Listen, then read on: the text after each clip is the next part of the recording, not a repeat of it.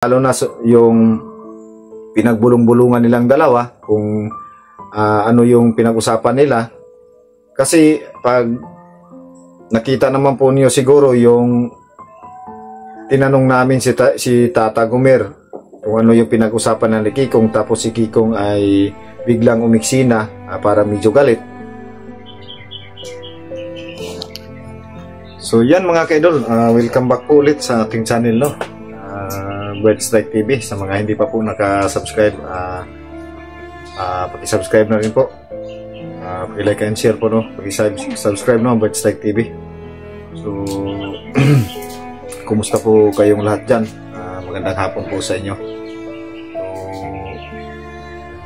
So ayan, sa mga nakakita po sa video ko, no, maraming salamat po sa patuloy na nagsubaybay sa akin. So isang video po ito mga kaidol para maipaliwanag po sa inyo kung ano po yung mga pangyayari, yung buong pangyayari tungkol kay Kikong. So alam ko po na nakikita po ninyo yung huling upload namin sa pagpunta doon sa bahay ni Kikong, sa tinitirhan ni Kikong. So wala na po siya doon. So ayan, yan yung inisip namin ngayon mga kaidol, kasi marami kasing nagsasabi na wag nang puntahan doon si Kikong sa kanilang tribo. So ayan, maraming salamat po sa mga comment nyo po, no, na tinitignan po namin kung ano po yung dapat namin gawin. So sa ngayon mga kaidol, tama naman po kayo na hindi kami susunod doon sa tribo ni Kikong, doon sa kanyang lugar, para na rin po sa kaligtasan namin, sa seguridad namin po, no? So isang point po yun para maintindihan po namin. So pinag-isipan po namin yun, kasi kapakanan po namin iniisip ninyo, kaya nagpapasalamat po kami sa inyo mga kaidol, no? Sa mga bagong subscriber ko, maraming salamat po sa inyo. So, sa mga comment nyo po doon, ipapaliwanag ko lang po dito, may magaganda basahin, may mga comment din, pagpalagay lang natin, may mga comment doon na positive, meron ding negative. So kasama po yan sa ating pagbablog, no? So ulis po tayong nakakaintindi doon. So maraming nagsasabi talaga mga kaidol na pabayaan na lang si Kikong kasi gusto niya matigas ulo ni Kikong. So sa akin lang po ngayon mga kaidol ay, kasi hindi ko po talaga alam yung pag-uugali ni Kikong, ganun pala siya, kasi bago lang po ako nakaano sa kanya. Simula po nung may nagbigay sa kanya ng tulong, doon po umpisa na parang pinapasukan po ako ni Kikong para makaano siya ng pagkakataon na makahingi ng tulong para makapunta doon para sa kanyang tribo. Ayan po, ginawa naman po natin, no?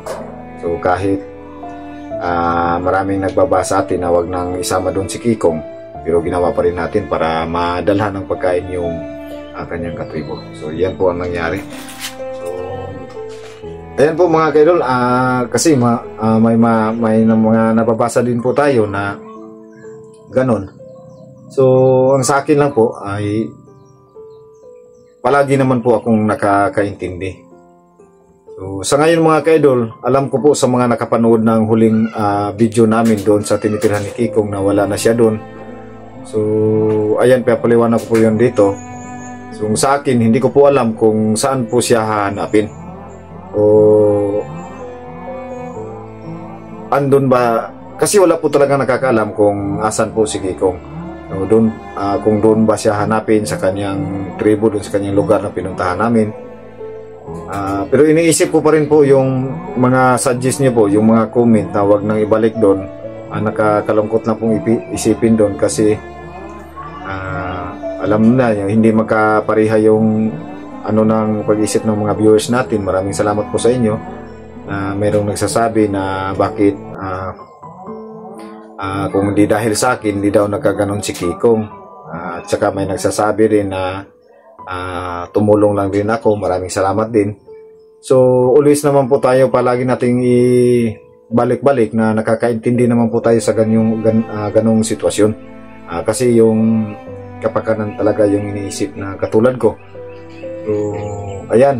So, papaalam ko lang po talaga sa inyo mga kaidol ay meron ding nag-ano doon na baka naisama si Tata Gumer. So, yung matanda na bago ko lang nakilala ay yung pala tinatawag nila na Tata Gumer. So, may mga nagsasabi doon sa comment na baka naisama si Kikong. Hindi ko rin po yun alam kung ano talaga yung nangyayari. So, sa ngayon mga kaidol ay pinag-isipan ko po kung ano po yung gagawin kong hakbang sa aming tatlo. Kasi alam naman po ninyo na kung hihingi po kami ng sa aming mga kasamahan, ay mga busy na po sila sa kanilang hanap buhay, sa kanilang trabaho. Sana po maintindihan nyo po, lalong-lalo na po yung si Ghost 69, sana maintindihan nyo po yung sitwasyon niya kasi malayo na po siya at saka nagtatrabaho po siya. Sana po yung pag-intindi nyo po ay namin. So sa ngayon mga kaidol ay kinunta ko na po sila yung kapatid ko po na si Ephraim at saka si Logan para balikan namin si Tata Gumer kung andon pa sa kanyang tinitirhan yung pinuntahan namin para malalaman natin kung naisama ba si Kikong si Tata Gumer ni Kikong, kung dinala ba ni Kikong si Tata. So yun po ang gagawin namin mga kaidol. So siguro baka bukas puntahan namin si Tata Gumer. Puntahan namin ulit, tatanungin namin ulit si Tata Gumer, lalong-lalo na yung pinagbulong-bulungan nilang dalawa, kung ano yung pinag-usapan nila. Kasi pag nakita naman po niyo siguro yung tinanong namin si Tata Gumer kung ano yung pinag-usapan ng Kikong, tapos si Kikong ay biglang umiksina, para medyo galit. So doon po kami parang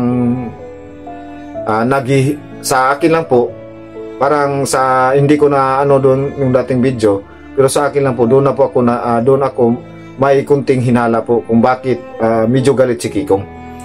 So yan po ang gusto kong malaman, kung ano talaga yon. So ang tatanungin namin doon ay yung matanda na si Gumer, kung ano talaga. So doon natin po malalaman kung ano po yung sinasabi ni Kikong, ano po yung binubulong nila. So marami pong nagsasabi, maraming nakakakilala kung ano talaga yan si Kikong at si Tata Gumer sa kanilang buhay. So ang sa akin lang ngayon mga kaidol ay kahit na maraming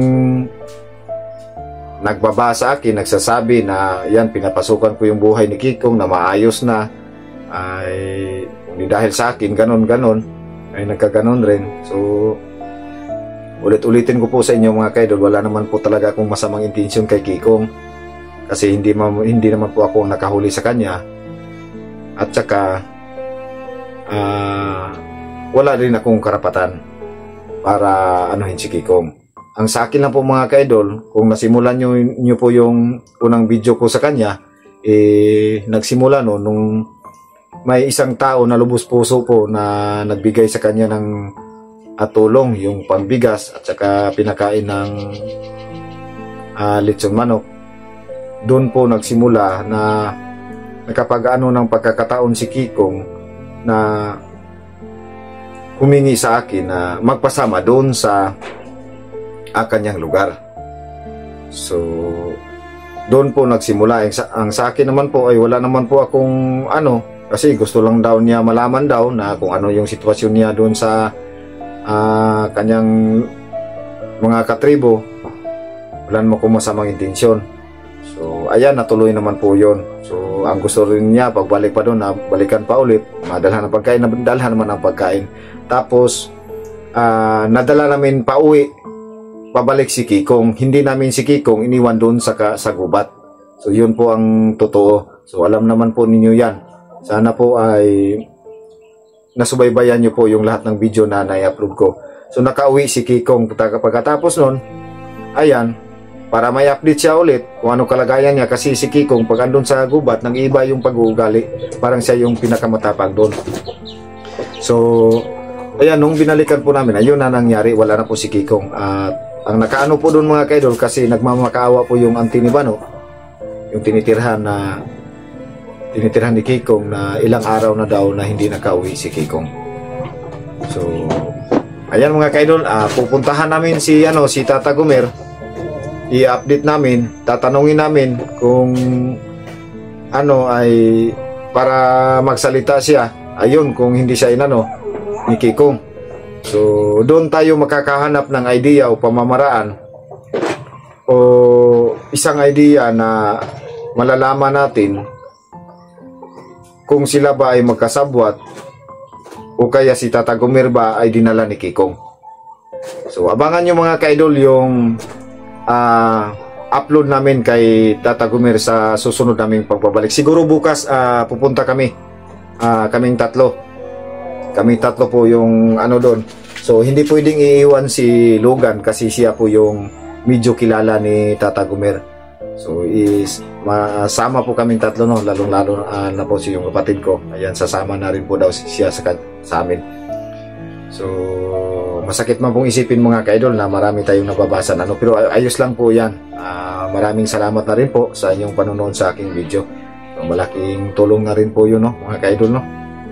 So ayan, ang sa akin lang po mga kaidol ay makatulong. Yun po ang point ko doon, makatulong sa kanila. Kasi wala naman pong nag-aano kay Kikong. O wala nang nag-update sa kanya. At wala nang nagmumonitor sa kanya kung ano nakalagayan niya. So, siguro si Kikong matagal-tagal na nakatira sa maraming tao. Natuto na siya, na may idea siya kung paano. Ayan, siguro naghihintay lang ng tamang pagkakataon na may dumalaw sa kanya, may mag-update sa kanya. So ando nakapaghingi siya ng tulong, napuntahan yung katribo niya doon sa bundok, doon sa gubat. Kaya nagkataon lang po na ako yung napunta doon.